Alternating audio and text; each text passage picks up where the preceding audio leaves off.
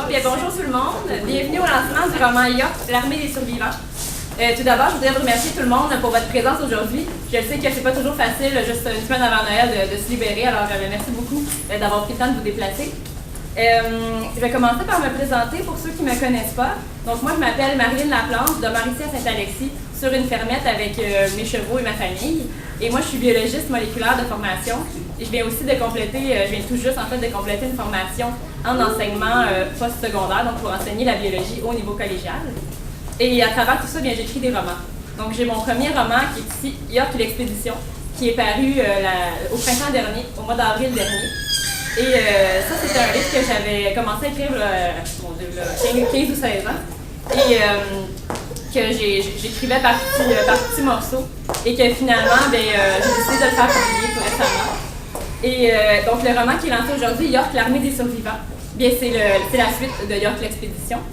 Et en fait, avant de vous le résumer, je vais vous raconter un peu ce qui se passe dans le premier, donc pour ceux qui ne sont pas au courant. En fait, le roman York l'expédition, ça raconte l'histoire d'un groupe de Québécois qui a survécu à une extermination presque complète de la population de la Terre. Et ces personnes-là se sont abritées dans une forteresse souterraine pendant plusieurs années pour réussir à survivre. Et après quelques temps, ils décident d'envoyer un groupe de personnes à la surface pour faire état de la situation. Et parmi ces personnes-là, il y a le personnage principal du récit qui s'appelle Kiev, qui est une jeune femme avec un fort caractère, qui est indisciplinée, qui a beaucoup de misère à se soumettre à l'autorité. Mais malgré son caractère, Kiev, elle représente un atout précieux pour l'expédition à cause d'un pouvoir qu'elle a hérité de ses ennemis et qu'elle va devoir apprendre à utiliser pour les détruire.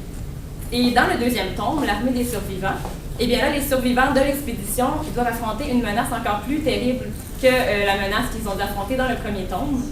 Et encore une fois, ils vont se tourner vers Kiev pour les aider, mais cette fois, Kiev, elle va perdre le contrôle de son pouvoir. Elle va se retrouver aux prises avec des problèmes, des pertes de mémoire, un dédoublement de personnalité. Et son plus gros défi, donc, dans ce livre-là, ça va être de déterminer qui elle est vraiment et de réussir à départager ses alliés de ses ennemis. Donc, voilà pour le livre. Je vais vous lire un court extrait, environ une page. Cette fois, j'ai mis un signet. Donc, elle traversa les champs enneigés à toutes jambes et gagna l'imposant bâtiment gris en une dizaine de minutes à peine. De geste machinal, elle pianota le code d'accès sur le portail qui s'ouvrit en grinçant.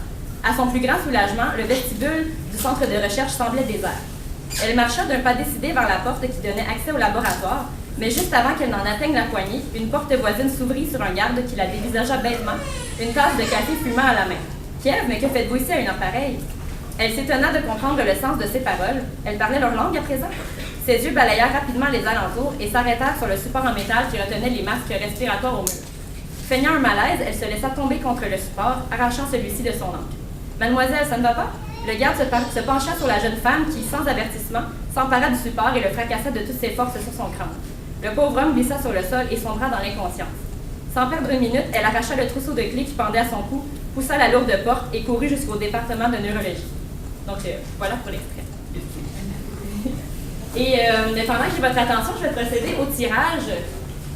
C'est un concours que j'avais fait que j'avais publié sur ma page Facebook. Et donc, le gagnant se mérite un roman, soit l'expédition ou soit l'armée des survivants, donc à son choix. Et si la personne est là en ce moment, juste venir me voir après et je vais vous remettre votre prix. Alors, je regarde ça. Je vais prendre juste un. La gagnante est Sophie Saint-André. Donc voilà, félicitations. Merci tout le monde encore une fois pour votre présence. Merci à la municipalité de Saint-Alexis pour me permettre de faire mon lancement dans la salle ici. Et merci à Plume Libre aussi pour votre présence aujourd'hui.